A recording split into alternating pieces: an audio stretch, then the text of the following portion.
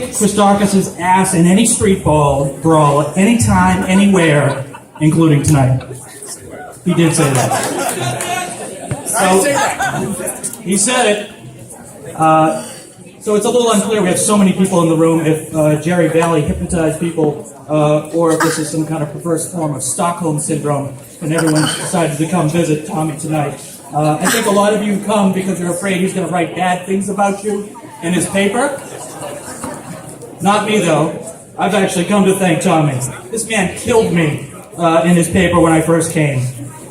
In fact, when he asked me why I never spoke out about his mischaracterization of me as a tax and spend uber liberal that was here to impose some type of state groupthink on the schools, I told him I was just too busy. But you should also know that I was thrilled because it brought me instant credibility with the previous administration on Beacon Hill that was, or shall we say, somewhat skeptical of my plan in general and very skeptical of me in particular. You see, in the Lawrence Public Schools, we decided that our schools and the kids and the teachers therein were the thing that mattered.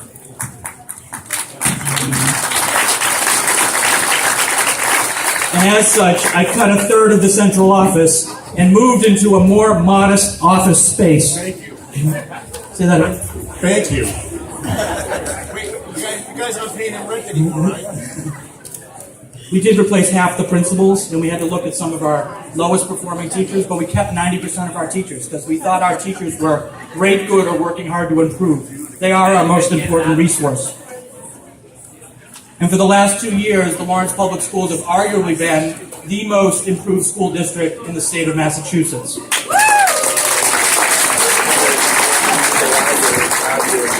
We've seen the U.S. Secretary of Education come, 2 Massachusetts governors, and the president of the National AFT Union come to Lawrence to celebrate our gains. But let me be clear, we've got a long way to go. And all of our kids deserve a shot at the American dream, no matter what that clown says about kids being poor and our kids liking to be poor. That is not what we are about. That was Bob LeBlanc. I don't know who it was. Okay. Make no mistake, what's happening in Lawrence is the exact same story of what happened in Lawrence 100 years ago with the Irish and Italians who came here for the American dream. My great-grandmother, Ella Kelleher, was born in Lawrence and worked in the mills before moving to Brockton. Our kids today deserve that same chance. I have a few final thoughts. Part of the reason I came here tonight is, despite my exclusive Irish heritage, my mother was a Barry, my father, a Riley, obviously. I still can't seem to be invited to the Hibernians' St. Patrick's Day roast. I had my secretary call to see how I could get in, and they actually told her that no Irish need apply. Wow. So now I get to look at Rivera's face on the front page of the Eagle Tribune every March 18th. We don't mention that. Oh, we'll get to them, don't you worry. So you see, this is really the only forum they let me speak. A few final thoughts. I want to thank Folgers Coffee and Taster's Choice for creating a decaffeinated coffee laced with Ritalin for Representative Bisoglio. Thanks to Dan Rivera for deciding to move the registry, thus giving me 6 months where I didn't actually have to talk to one person in the press. I haven't seen a reception to an idea since they rolled out New Coke in the mid-'80s.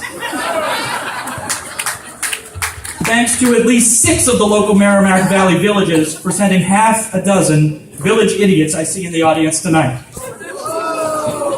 If you look around and you only see 5 of the idiots, guess what? You got a problem.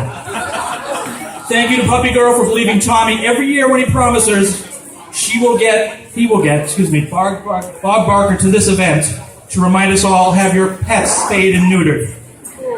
And then it never happens. Thank you to the Briefcase and Baby Lady. Is that her name? I don't know what her name is.